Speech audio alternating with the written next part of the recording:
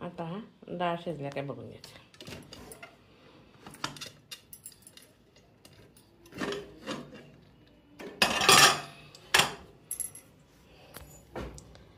गरम वाफा यायला लागल्यात.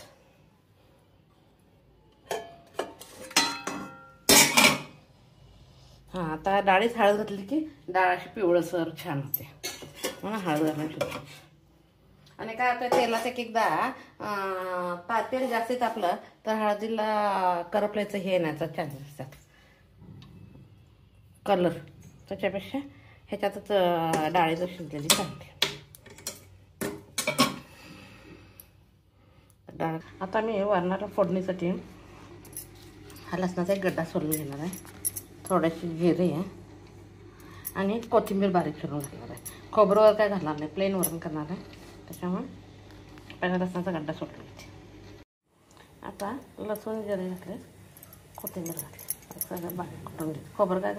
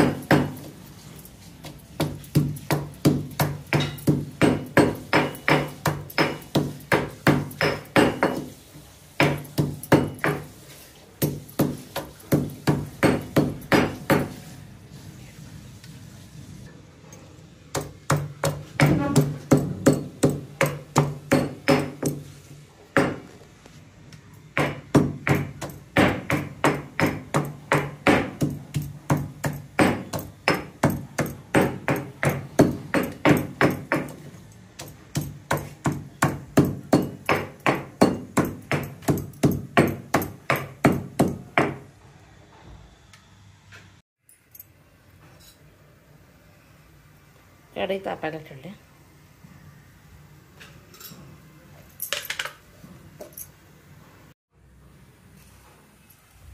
मोहरी, जिरे, कढी,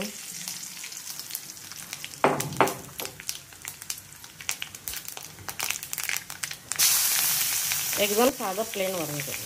खोबरं सुद्धा घातलेलं नाही.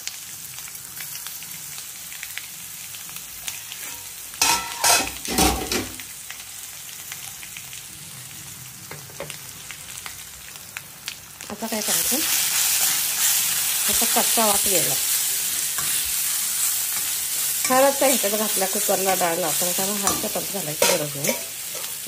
आता डाळीचं पाणी जे शिजलेलं आहे ते पाणी तेवढं घालायचं.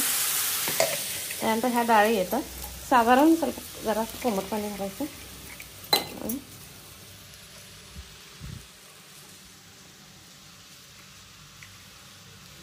किंवा रवीनं हलवलं तर चालते. मी रवी नको, डाळ जास्त कुकरला शिटा दिल्यात ना, त्यामुळे रवीची काय गरज नाही म्हणून रवी.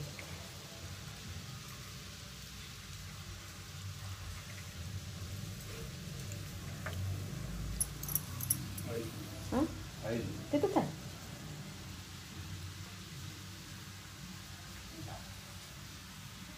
आता हे डाळ नाहीच झालेली आहे, त्यामुळे तर रवीनं हलवायला लागते. थोडं जरा शिजायला वेळ लागते. मस्तपैकी साधं सिंपल वरण तयार झालं.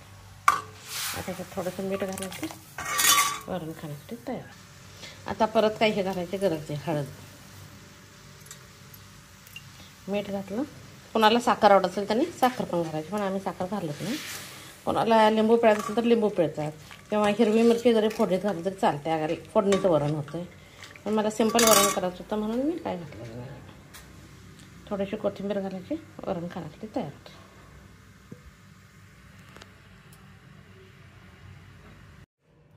आता थोडीशी कोथिंबीर घातली. असं जाडसर साधं वरण आणि भात. आजची माझी रेसिपी.